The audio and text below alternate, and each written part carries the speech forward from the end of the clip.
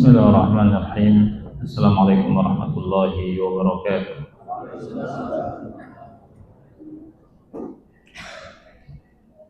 Alhamdulillahirabbil alamin. Hamdan katsiran thayyiban mubarakan fihi kama yuhibbu rabbuna wa yarda.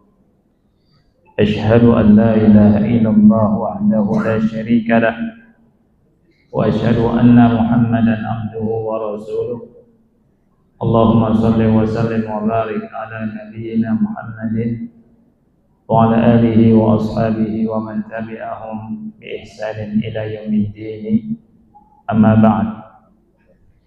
Ikhwas sekalian yang Allah muliakan, artinya sudah sebulan kita tidak ketemu ya. Ya, karena pekan yang lalu pas Idul Adha ya. Dan sudah sebulan saudara kita meninggalkan kita, Pak Wing rahimahullah, semoga Allah merahmati beliau. Pelajarannya ikhwanya Allah muliakan, yang namanya kematian itu memang rahasia Allah, termasuk hal yang gaib. Kita tidak tahu kapan kita meninggal. Kita ingat sebelum kita pulang masih ngobrol sama Pak Wing, dan anak pun bilang nanti kita ketemu lagi. Qadarullah ketemunya beliau sudah tidak bernyawa. Semoga Allah Subhanahu wa taala rahmati beliau dan ampuni beliau. Amin. Ikhwah yang Allah muliakan, kalau kita ingat ada banyak ayat di Quran ya. Ada sebagiannya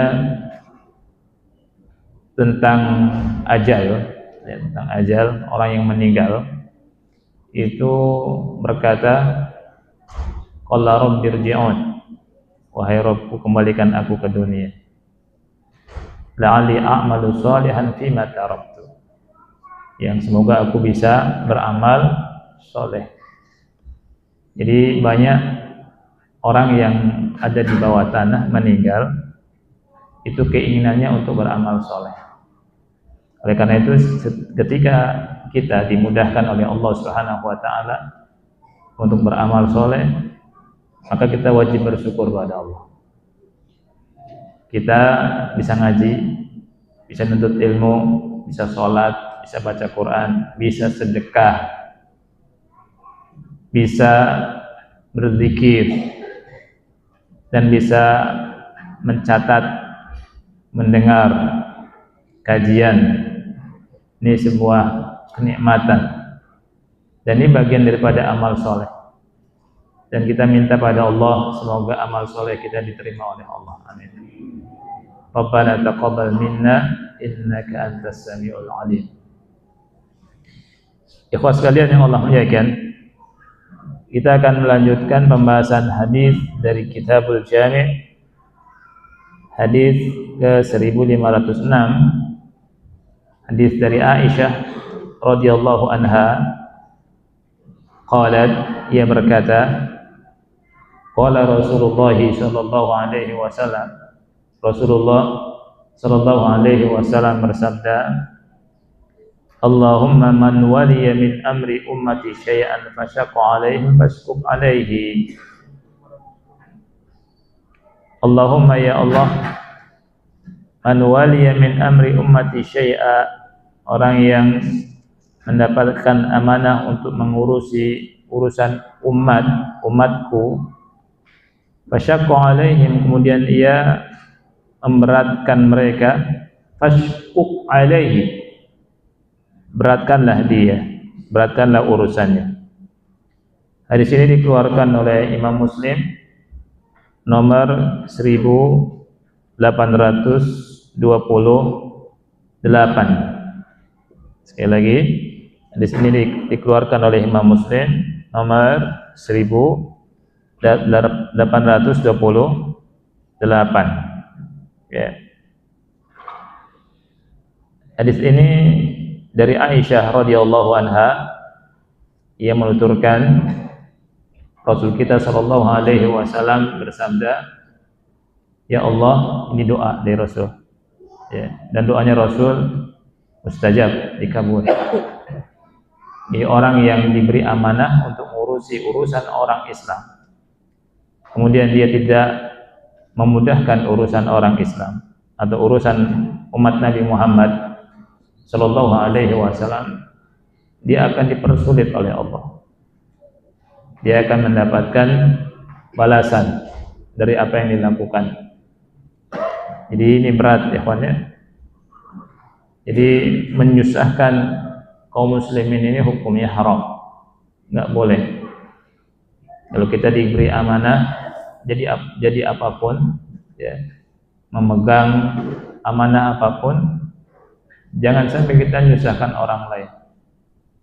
Ya, kita menjabat apapun, nggak boleh kita menyusahkan orang lain. Walaupun jadi RT atau RW, nggak boleh menyusahkan orang lain. Ya, jadi orang yang duduk di kantor kelurahan, kantor kecamatan atau bupati, ketika orang ngurus berkas-berkas, jangan dipersulit, permudah. Ya, karena orang punya urusan. Apabila mempersulit urusan kaum muslimin, akan dipersulit oleh Allah Subhanahu wa taala. Kadang orang datang, sebagian dari saudara kita kaum muslimin, untuk ngurus KTP, mestinya mudah, sejam 2 jam selesai, ini sampai sepekan atau bahkan sampai sebulan. Ternyata apa? Nunggu suap. Ketika nggak ada amplopnya, nggak diurusi. Ini namanya memberatkan kaum muslimin. Nah, mungkin dia lupa bahwa Allah akan memberatkan urusannya. Ya, kita semua nggak mau kalau Allah membalas karena perbuatan kita yang tidak baik. Ya, kita nggak mau kalau anak kita dipersulit orang lain. Mau nggak kita punya anak dipersulit orang lain? Keluarga kita dipersulit sama orang lain? Kita nggak mau. Kita nggak mau diri kita dipersulit orang lain. Oleh karena itu, kita jangan mempersulit orang lain.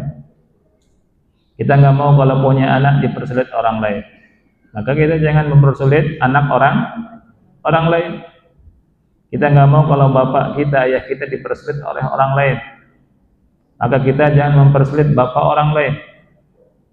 Dan seterusnya. Di antara faedah dari hadis yang mulia ini,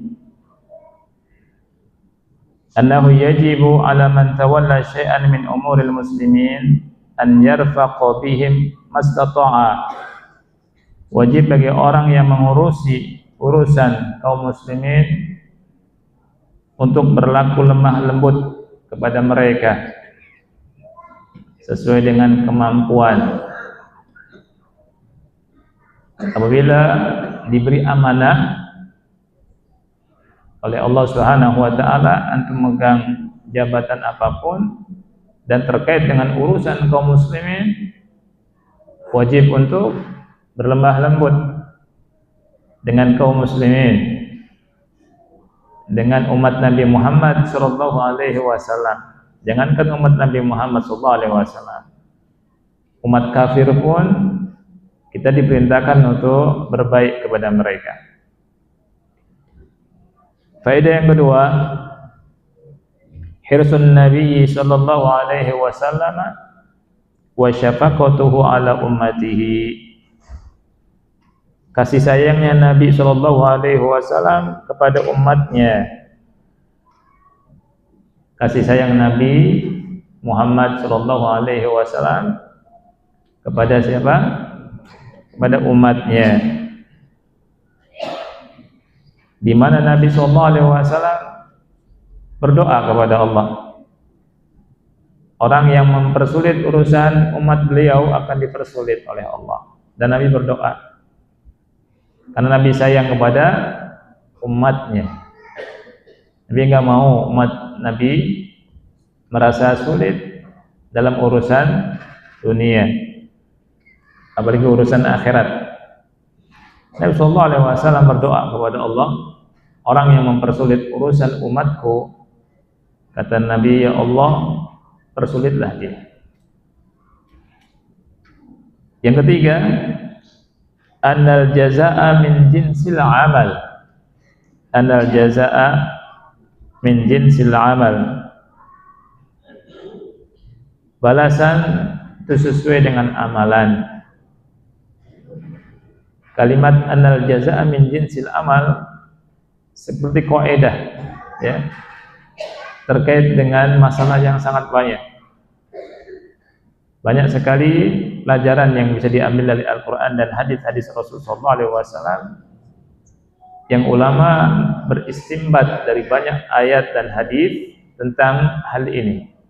Annal jazaa'a min jinsi al-amal. Balasan tergantung amal perbuatan. Ketika seseorang menyulitkan orang lain, Allah persulit dia. Dan Nabi SAW berdoa kepada Allah tidak lebih dari itu. Nabi SAW berdoa, ya Allah, siapa orang yang diberi amanah untuk mengurusi kaum muslimin dan mempersulitnya, persulit dia. Doa Nabi SAW sepadan dengan kelakuan orang yang mempersulit orang lain. Nabi berdoa balas sesuai dengan itu. Kita kan nggak mau, ya. Lihat, maka ada buku bagus. Ada buku judulnya Allahu yu'amiluk. Allah itu bermuamalah dengan engkau sesuai bagaimana engkau bermuamalah dengan hamba-hamba Allah. Bagaimana kita bermuamalah dengan hamba Allah, itu balasan Allah pada kita. Kalau kita mempersulit orang lain, kita akan dipersulit sama Allah. Kalau kita memudah-mudahkan orang lain, Allah akan memudahkan urusan kita. Al-jazaa'u min jinsi al-amal. Ya. Banyak hadis tentang masalah ini. Contoh hadis yang lain, wallahu fi auni 'abdi wallahu fi auni al-'abdi ma kana al-'abdu fi auni akhihi. Allah senantiasa akan menolong seorang hamba selama hambanya nolong saudaranya. Al-jaza' min jinsil amal. Ketika ada orang gemar nolong saudaranya, Allah tolong. Al-jaza' min jinsi al-amal, pasti Allah tolong. Ya. Hadis saya sudah pernah kita bahas kan. Ada di Arba'in Nawawiyah. Ya. Orang yang menutup aurat orang lain, Allah juga akan tutup auratnya. Orang yang suka bongkar aurat orang lain, orang yang ngomongin orang, bongkar aurat orang, dibongkar sama Allah dengan cara Allah, walaupun aurat yang ada di tengah-tengah rumahnya. Al-jazaa'u min jinsi al-amal. Balasan itu tergantung apa? Amalan. Ya. Yang keempat,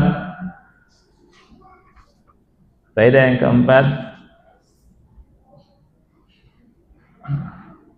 annahu yajuzu lil insan an ya'khudha bihaqqihi mimman i'tada alaihi. Bolehnya seseorang untuk mengambil haknya dari orang yang mendoliminya. Bolehnya bagi seseorang untuk mengambil haknya dari orang yang mendoliminya. Jadi seseorang boleh membela diri, ya, ketika dizalimi sama orang. Nah,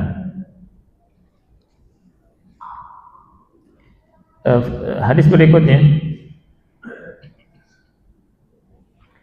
wa an Abi Hurairah radhiyallahu anhu, dari Abu Hurairah, semoga Allah meridhoinya,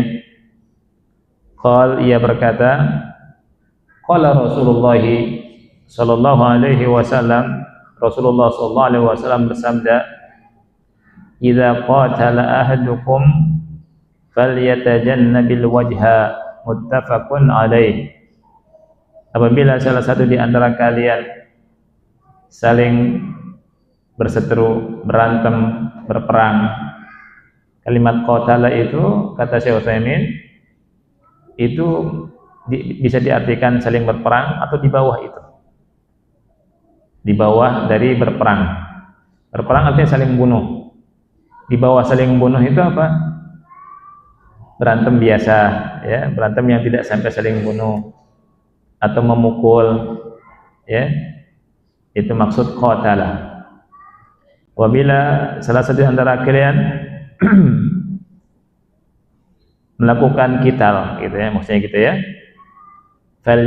Falyatajannabil wajha, maka hendaknya dia menjauhi wajah. Hendaknya dia menjauhi area wajah. Hadis ini disebutkan sini muttafaqun alaih. Hadis Bukhari Muslim ya. Kalau Bukhari nomor 2560,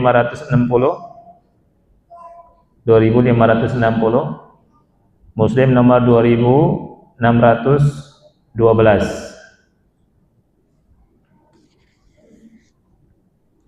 Jadi kalimat idza qatala, apabila salah satu antara kalian melakukan qital.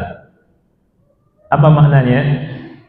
Kata Syekh Utsaimin, ini mencakup al-qitalul a'zam. Al-qitalul a'zam al-muaddi ilal mauti wal halak. Qital, peperangan yang lebih besar yang bisa menghantarkan orang kepada kebinasaan dan kematian. Wa yashmalul qital alladzi duna dzalik, dan mencakup qital yang di bawah itu. Ya. Jadi berantem tapi tidak sampai meninggal. Ya, atau pukul-pukulan. Ya, pukul-pukulan beneran atau pukul-pukulan bohongan. Ya, Rasul bilang hindari wajah. Dari sini kita tahu tinjuan hukumnya haram. Ya, perlu perhatikan ya kawan. Hukum tinju haram. Syekh Utsaimin tegas menyatakan masalah ini. Ya, kalau tinju tuh ngarahnya kemana? Muka, perut boleh enggak? Perut boleh. Di bagian belakang punggung nggak boleh. Punggung sama wajah bagusan mana? Lihat, ada aktivitas kegiatan olahraga yang bertentangan dengan hadis ini. Ya, Rasulullah SAW bilang, "Idza qatala ahadukum falyatajannabil wajha." Kalau salah satu antara kalian melakukan qital, hindari wajah.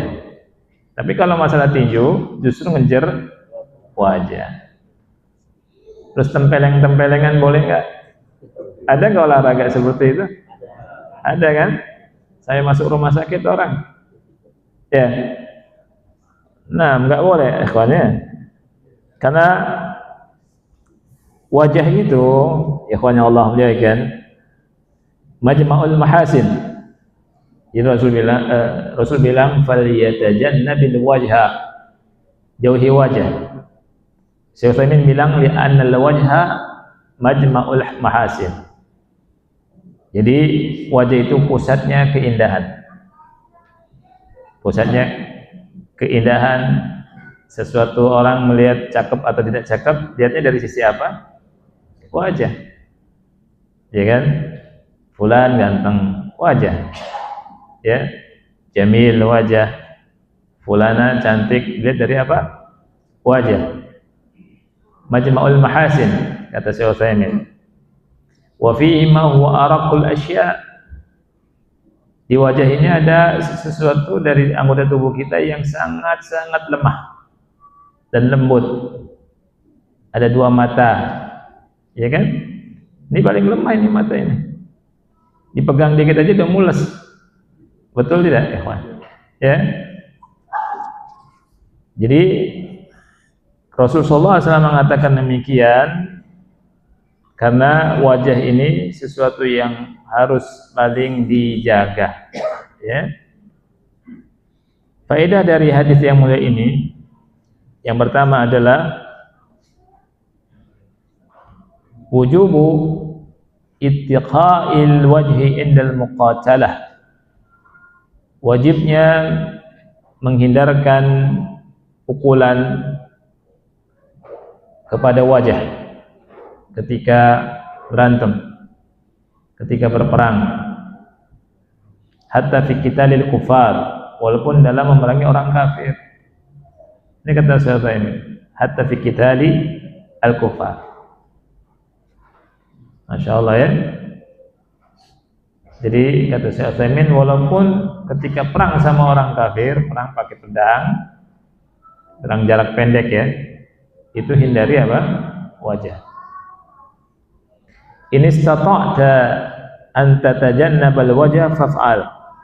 Kalau kau bisa menghindari wajah, lakukan.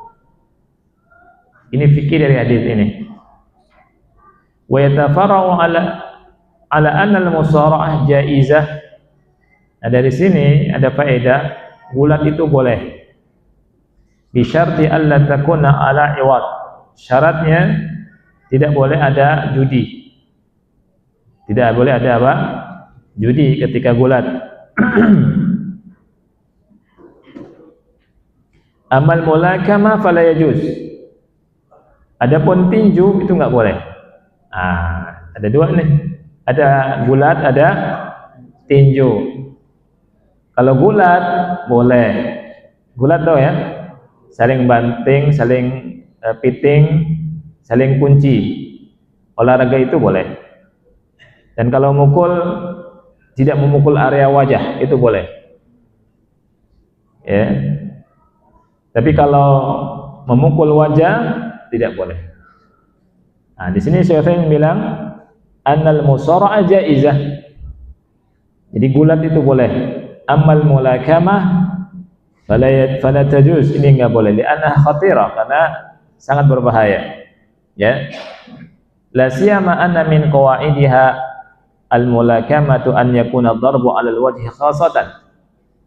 Apalagi aturan dalam tinju itu mukulnya khusus area wajah. Ya kan, orang memukul tinju itu yang diarah sasarannya apa? Kepala, wajah, muka. Sampai ada yang babak belur, sampai ada yang rahangnya apa? Patah, giginya rontok. Ada tidak, akhi? Ada, banyak sekali. Ya, itu nggak boleh. Jadi mulakamah sekali lagi nggak boleh dari hadis ini. Tapi kalau gulat itu boleh. Jadi kalau antum mau olahraga, gulat aja nggak apa-apa. Ya, kalau tinju jangan. Tinju jangan. Rasul bilang ini, idza qatala ahadukum falyatajannabil wajha. Hendaknya dia menjauhkan diri dari area wajah. Tapi kalau mulakamah atau belajar jujitsu boleh. Ya, tahu kan? Jujitsu kunci-kuncian itu boleh. Ya, Anda punya beberapa guru masalah itu, ya, ada. Jadi antum bisa belajar. Jadi olahraga yang tidak boleh itu yang memukul apa? Wajah. Diingat ya. Jadi kalau gitu nontonnya boleh nggak? Nontonnya boleh atau tidak? Ini harus tegas nih. Melakukannya nggak boleh, nontonnya nggak boleh. Ya kan? Kalau antum nonton sama aja, mendukung. Ya tidak? Mendukung. Terus mereka dapat banyak duit kan karena banyak yang apa? Yang nonton.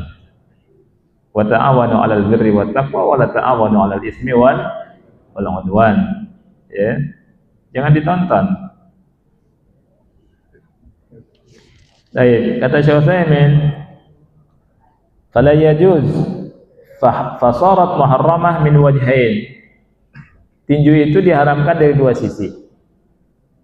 Tinju diharamkan dari dua sisi, dua alasan. Alasan yang pertama, annahu yaksidu bihal wajha qasdan awwaliyan. Karena tinju itu sasaran utamanya adalah wajah.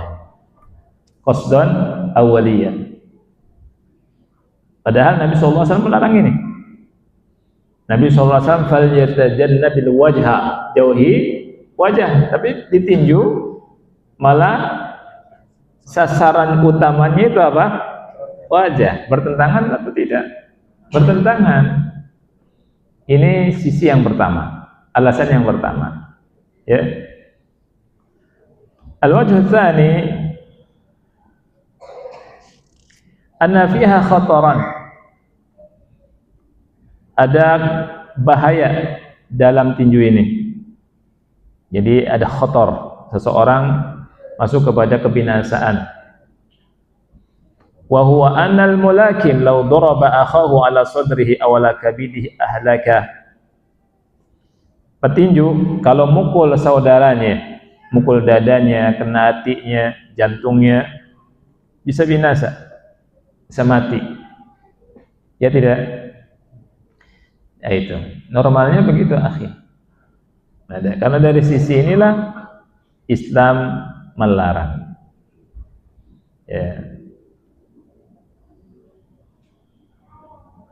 Dan kalau antum bisa perhatikan tuh, orang yang bertinju itu sepertinya itu kalau sudah berhadap-hadapan itu kayak beneran, karena ingin menjatuhkan lawannya supaya menang, ya kan? Kalau nggak beneran kan kalah, ya tidak. Ini bahayanya di sini. Nah, ketika setan masuk, mukul orang, mukul saudaranya, bisa celaka orang, atau dirinya bisa celaka, bisa mencelakakan orang lain, dan dia juga bisa apa? Celaka. Ya, kalau mau latihan tinju ini aja, apa namanya, samsaknya saja. Ya, nah itu. Ninju tembok boleh nggak? Nggak boleh, tangannya rusak. Ya.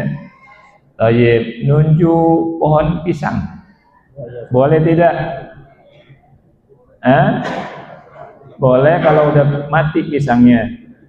Kalau pisangnya udah mati, maksudnya sudah antum itu ambil, potong buahnya, dipotong, baru buat sasaran tinju, boleh. Tapi kalau pohon pisang masih hidup, dia berbuah, mubazir, nggak boleh. Ini orang gila yang melakukannya. Ya, kawannya syaitan. Kenapa Allah bilang innal mubazirina kanu ikhwana syayatin? Orang yang melakukan tabzir kawannya syaitan. Kawannya syaitan. Kita harus tegas yang begini. Ya. Jadi jangan diacungkan jempol orang yang suka ninju pohon pisang. Pisang orang habis semua. Enggak boleh. Ya. Mubazir. Kaidahnya dari sini Syekh Utsaimin bilang wadhabit fi dzalik, kaidahnya anna kullama adda ila darbil wajhi fa huwa muharram. Semua olahraga atau apapun yang menghantarkan kepada sasarannya itu adalah wajah, ini memukul wajah, ya, maka itu haram. Wa kullu ma sara khatiran fa innahu yumna. Dan semua yang membahayakan dilarang. Semua yang membahayakan dilarang. Karena Allah berfirman di surat An-Nisa 29, "Wala taqtulu anfusakum innallaha kana bikum rahima." Jangan bunuh diri sendiri, karena Allah sayang pada kamu. Allah sayang sama kamu, Rasul sayang sama kita. Jangan pukul wajah, ya. Kita melanggar. Nah, merokok sama pukul-pukulan bahaya mana? Saya tanya Bapak Ibu, merokok bahaya tidak? Bahaya. Lebih bahaya mana rokok sama mukul? Jurus keselamatan dalam silat. Itu bisa dilakukan ketika dalam kondisi mau berantem. Jadi caranya ketika sudah berhadapan, akhi, lepas sendal, kabur.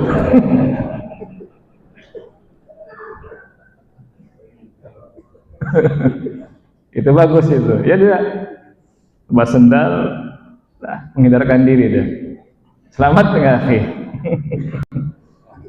Ah? Nah, itu yang bagi yang bisa lari. Orang tua nggak bisa lari gimana? Baik. Faedah yang kedua dari hadis ini, annal wajha wa jamalul insan. Wajah itu merupakan keindahan seseorang. Walihada amara bittiqaihi indal muqatalah. Oleh karena itu Nabi memerintahkan untuk menjaga wajah ketika berantem, ya, ketika memukul.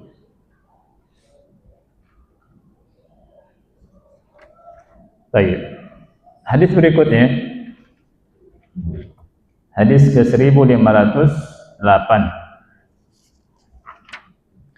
Wa anhu, dan dari Abu Hurairah radhiyallahu anhu, anna rajulan qala, ada seseorang yang berkata kepada Rasulullah sallallahu alaihi wasallam, ya Rasulullah, ausini, wahai Rasulullah, ausini, berikanlah wasiat kepadaku atau nasihatkanlah aku. Faqal, kemudian Rasul menjawab, la taghdab, jangan kau marah.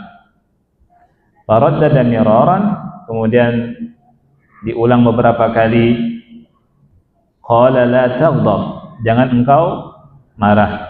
Akhrajahu al-Bukhari, hadis ini dikeluarkan oleh Bukhari.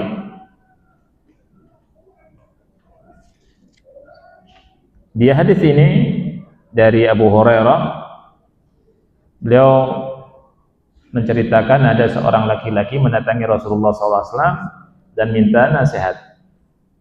Kemudian Rasul mengasih atau memberi nasihat dengan ucapan la taghdab, jangan kau marah. Kenapa? Karena Rasul melihat orang ini pemarah. Rasul SAW tidaklah menasihati siapapun dari umatnya, melainkan Rasul lihat dulu sifat dia bagaimana dari malamihnya, ya, sehingga nasihat Rasul sangat tepat dan pas. Jadi Rasul SAW ketika melihat orang ada suka bohong, Rasul bilang jangan bohong, ya. Ketika orang ada suka apa, Rasul nasihati sesuai dengan masalahnya. Nah, berarti ketika orang ini minta nasihat ke Rasulullah SAW, yang nampak saat itu oleh Rasulullah SAW memang orang ini sangat pemarah, sehingga Rasulullah SAW berkata la taghdab, jangan marah. La taghdab, diulang-ulang, jangan marah. La taghdab, ya. Hadis ini dikeluarkan oleh Imam Muslim. Nah, hadis yang mulia ini, ikhwan yang Allah muliakan, mengandung dua makna. Mengandung dua makna. La taghdab itu, arti la taghdab, jangan marah itu ada dua makna. Yang pertama, la tastarsil ma'al ghadab, jangan meneruskan marahmu. Jangan meneruskan apa? Marah, karena kan ada marah tabi'i. Kalau marah tabi'i boleh atau tidak? Boleh. Sama seperti rasa takut, ada takut tabi'i. Orang takut, ya kan? Kenapa? Takut ular, takut singa, takut macan, itu wajar. Begitu juga dengan marah. Marah tabi'i wajar, ya. Di makna la taghdab itu jangan teruskan kemarahanmu, tutup atau putus, itu maksudnya. Bal uktumuhu biqadri imkan, dan sembunyikan marahmu semaksimal mungkin. Ini makna yang pertama. Makna yang kedua, la taghdab la tunafidh muqtadal ghadab, jangan melakukan tuntutan kemarahan. Artinya jangan meluapkan kemarahan dengan melakukan tindakan yang mendorong untuk melakukan perbuatan yang nanti kan nyesel. Amma mujarradul ghadab fala budda likulli insanin hayyil qalbi an yaghdaба inda wujudi sabab wa la yumkin an yatakhalla. Adapun hanya sekedar marah, kata Syekh Utsaimin ya, marah, yang namanya marah itu mesti ada pada setiap orang yang masih hidup kalau ada sebabnya. Ya, itu mesti. Kalau hatinya hidup orang, kemudian ada yang menyebabkan marah, kemudian dia marah, itu sesuatu yang tabiat manusiawi. Yang tidak boleh tadi meneruskan marahnya atau apa tadi? Meluapkan amarahnya. Itu yang tidak boleh. Itu makna dari la taghdab. Baik. Madawul ghadab, apa obat marah? Obat marah sebagaimana yang disebutkan oleh ulama di sini oleh Syekh Utsaimin ada 4. Yang pertama, dia tahan dirinya dari melampiaskan kemarahannya, meluapkan kemarahannya. Ini yang pertama. Kalau bahasa kitanya diadem-ademkan atau diadem-ademin ya, itu termasuk obat marah. Ya, obatnya bisa dari diri sendiri atau dari orang lain. Orang lain bilang, "Akhi sabar, akhi, udah." Nah, itu obat. Atau dia langsung ingat istighfar, langsung tahan. Dan orang yang bisa menahan diri ketika marah, ini orang dipuji sama Rasul. Orang ini adalah orang yang paling kuat. Apa kata Rasul? Laisa syadidu bi syur'ah, innama syadidul ladzi yamliku nafsahu inda al-ghadab. Orang yang kuat itu bukan orang yang hebat dalam bergelut, ya. Tetapi orang yang kuat itu adalah orang yang bisa menahan dirinya ketika marah. Ya. Anda lihat semua di sini nggak ada pemarah, masya Allah. Ya. Oh di sini. Ya. Kenapa? Kalau tidur emosian. Ah iya. Ya. Antum kalau ujian ya, antum kelihatan antum memarah atau tidak ketika antum disalib sama orang. Ya itu tuh. Ya. Ketika antum pakai motor disalib antum, ini bahaya nih orang ini suka marah nih dengan ya. Kemudian apalagi nyalip lagi, kurang asem, belum tahu siapa saya nih. Akhirnya tabrakan. Ya tidak? Nah, kalau kita bisa menahan diri, ya kan, itu orang kuat. Jadi orang kuat itu ketika ada yang membuat marah dan kita bisa melampiaskannya, kemudian kita tidak marah, itu kuat berarti. Siapa yang bilang kuat? Rasulullah SAW. Kalau kata Rasul berarti kata siapa? Kata Allah. Perspektif Rasul dengan perspektif sebagian manusia berbeda, ya kan? Pandangan manusia biasa, orang kuat, orang hebat itu ketika dia bisa melampiaskan amarahnya. Hebat, ditodongin pistol orang akhi, ya kan? Dibanting orang, masya Allah kuat orang itu ya, itu menurut orang, menurut manusia, tapi dia tidak mendapatkan penilaian yang baik dari Allah. Kalau ingin mendapatkan penilaian yang baik dari Allah, walaupun antum punya badan setrek apa setrek? Ya, gede badannya, bisa angkat orang jatuhin, antum berpikir, ana mau dapat pujian dari Allah. Ketika diangkat orang tersebut, dudukin lagi di kursi, kasih bunga. Ya, padahal mau banting tuh orang itu ya. Seperti itu. Nah, Allah melihat, wah ini orang kuat nih.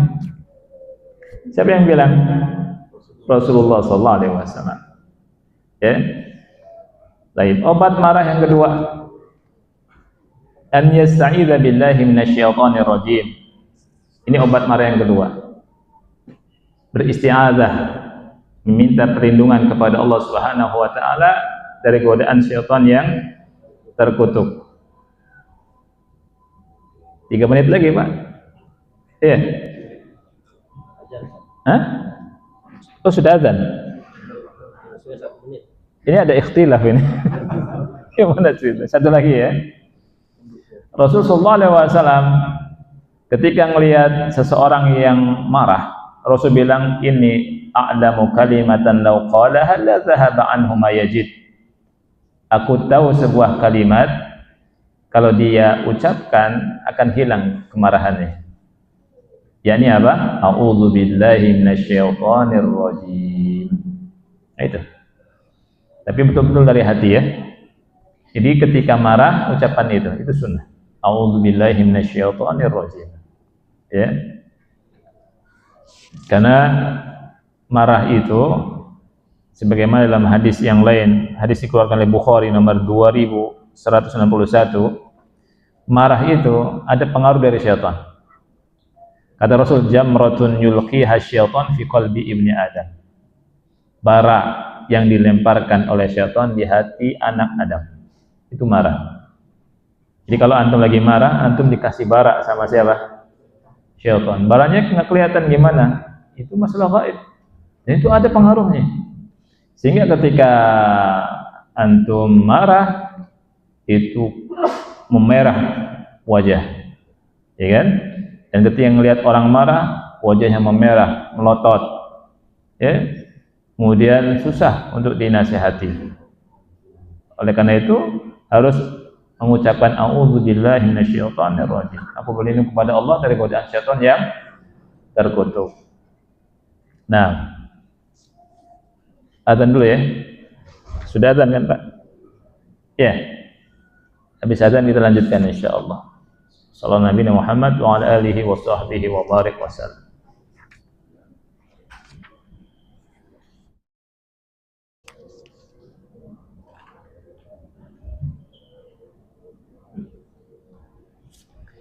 Alhamdulillah wassalatu wassalamu ala Rasulillah wa ala alihi wa ashabihi man wala wa ba'd. Baik, kembali kepada kajian. Semoga Allah Subhanahu wa taala memberikan ilmu yang manfaat pada kita semua. Baik. Kita bahas tadi obat marah. Ya. Yang pertama tadi apa? Menahan diri.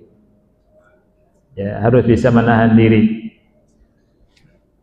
Yang kedua, beristiazah, mengucapkan a'udzubillahi minasyaitonir rajim.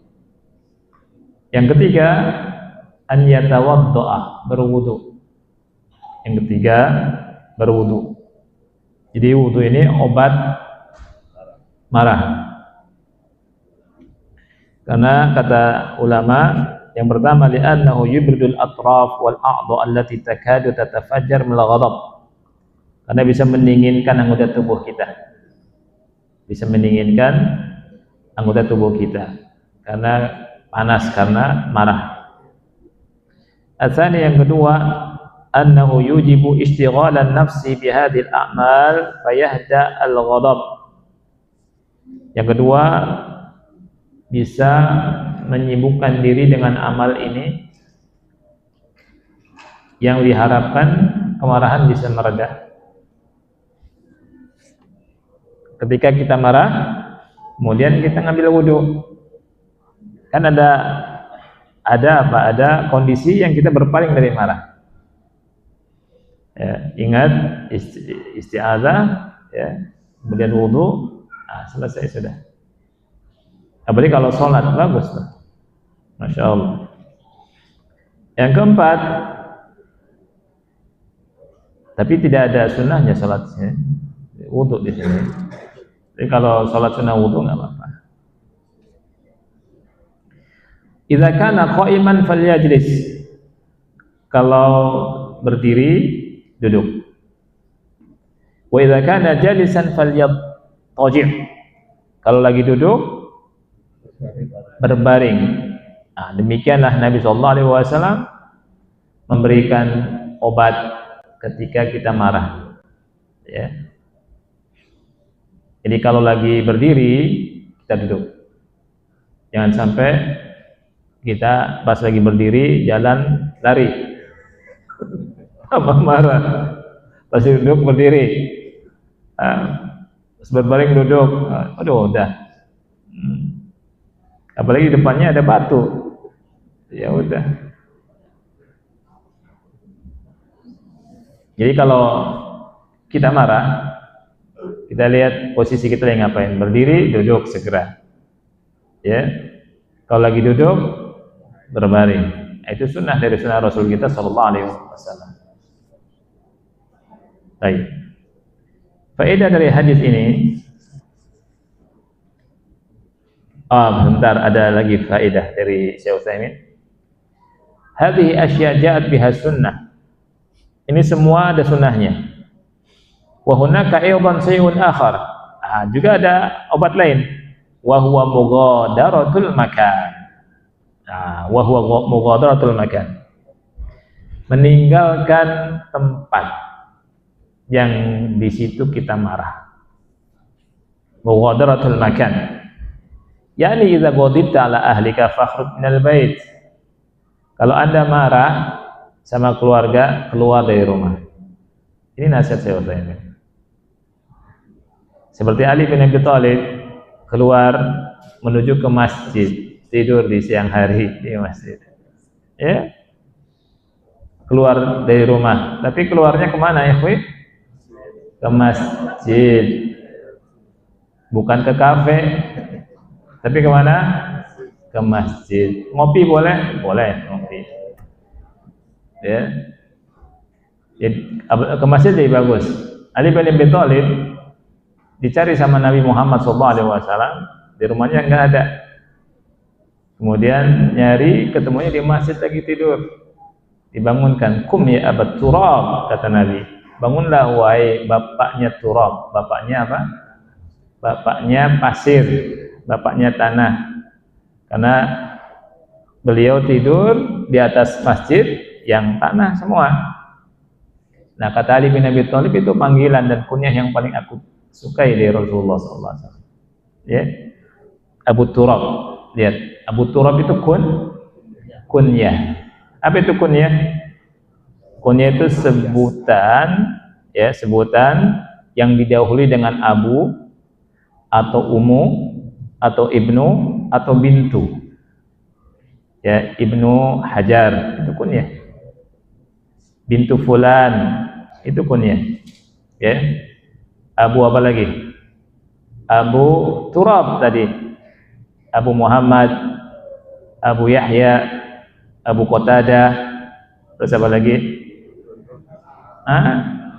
Abu Andi, Abu Jundi, Abu Gosok. Abu Gosok bukan. Abu Gosok. Abu Naum kalau suka tidur. Betul. Ya, kalau ada yang tidur Abu Naum. Nah itu. Abu-abuan itu boleh ya. Dan sunnah. Nah. Jadi kalau antum marah di rumah, apa kata Syekh Utsaimin? Mughadaratul makan, tinggalkan tempat. Kalau marah sama istri, antum tinggalkan rumah. Tapi kemana? Ke masjid. Jangan tinggalkan rumah ke tempat maksiat. Jangan. Nggak taunya tinggalkan rumah joget-joget, minuman keras. Ini tambah parah kalau itu.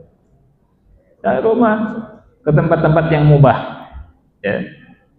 Antum refreshing, ya, dari kepenatan, kemarahan istri, ocehan istri. Ya tidak, pergi duduk, ya. Kemudian perbanyak istighfar, Berapa kali? 100 kali, 200 kali, 1000, pulang istri sudah nggak marah lagi. Ya, nah itu.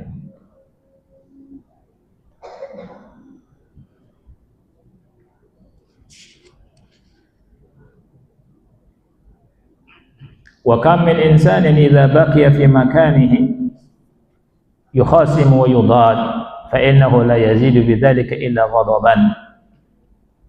Lakin idza sarafa wa taraka al-makan hada'a ghadabuhu.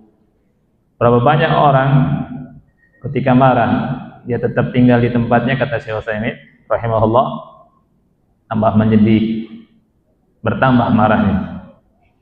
Ya, ngomongnya macam-macam, yukhasim. Jadi tambah berseteru, ya, tambah berlawanan, ya, jadi meningkat kemarahannya. Akan tetapi kalau keluar sebentar, watarokal makan, tinggalkan tempat tersebut, hada'a al-ghadabuhu, hilang marahnya. Pulang. Ya, ini salah satu obat ketika marah. Ya. Jadi marah, berantem wajar tidak akhi dengan keluarga? Ya, manusiawi ada. Antum jangan kira yang namanya rumah tangga itu nggak ada marah-marahnya. Emang lebih hebat dari Ali bin Abi Thalib? Ya, Ali bin Abi Thalib aja khalifah yang keempat ahli surga, ada masalah sama istrinya, sama keluarganya. Ya kan? Sampai tidur di mana? Di masjid. Gitu. Bagus tidur. Tidurnya di masjid. Ya, tidur di masjid. Ya, jadi kalau antum bermasalah sama istri, tidur aja di Nuris. Terbuka Pak ya, Nuris ya. Jadi antum lihat tuh, kalau ada yang tidur di Nuris, masalah sama istri ini. Jangan. Oh, yang masalah sama istri ini. Kenapa akhiri masjid terus? Lagi marah? Gitu. Ya. Baik. Wallahu a'lam. Ini faedahnya belum kita bahas ya. Nanti kita baca faedahnya insyaallah di pertemuan berikutnya. Ada yang lain? Ada pertanyaan? Ibu-ibu ada pertanyaan? Ibu-ibu ngobrol kali ya? Enggak ya? Alhamdulillah. Fadhal. Ayah. Kata Rasulullah SAW, fal yatajannabil wajah, jauhi wajah. Wajah itu majma'ul mahasin. Ya, tembak jantungnya misalkan, ya, supaya wajahnya masih bagus. Ya. Ya kan? Tembak wajahnya. Tapi kalau seandainya memang susah, ya, itu ada ininya, ada ukurannya lah, ya. Tapi selagi bisa menghindari wajah, hindari. Ya, tapi kalau misalkan tidak bisa, kecuali antum harus mematikannya dengan menembaknya dari wajahnya, nggak apa-apa. Ya, daripada dia nanti membahayakan kaum muslimin ketika perang, ya kan? Antum tidak ada kesempatan kecuali nembak kepalanya, tembak kepalanya. Ya. Jadi kapan antum berjihad? Baik. Jadi wajah itu, ya, kata Syekh Utsaimin, majma'ul mahasin, jauhi wajah. Ya. Jangan mukul wajah. Makanya nasihat terkhusus untuk suami, ya, ketika marah ke istrinya, Rasul bilang wala tadrijil wajah. Jangan pukul wajah. Karena wajah ini sesuatu yang sangat terhormat. Ya. Seorang yang terhormat nggak mungkin memukul atau merendahkan orang. Jadi jangan sampai memukul wajah, apalagi wajah istri, yang nggak boleh, haram hukumnya. Nah, anda kira cukup ya? Mudah-mudahan manfaat. Kita akhiri. Wassalamualaikum warahmatullahi wabarakatuh.